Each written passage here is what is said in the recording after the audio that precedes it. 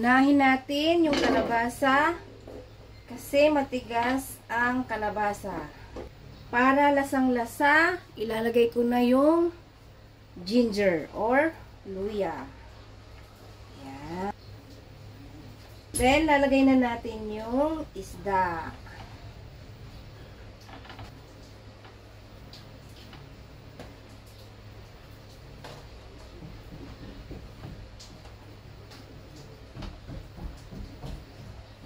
Para healthy, maglalagay tayo ng tomatoes or kamatis.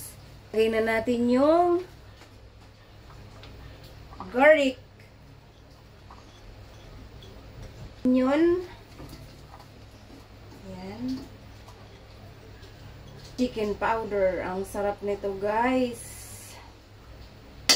Pepper. Konting salt lang. Aking gata, guys, natutulog pa.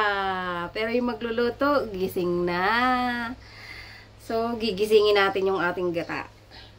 Gigisingin natin. Ay! Ayan. Ay! Ayan! Gising na siya. Maglalagay din ako syempre, konti lang na betchen.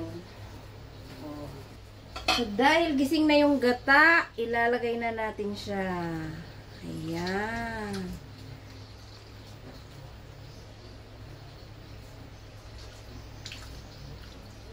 Takpan. Pakuluin. Maglalagay ako ng calamansi juice. Calamansi juice. Lalagay na natin yung talong.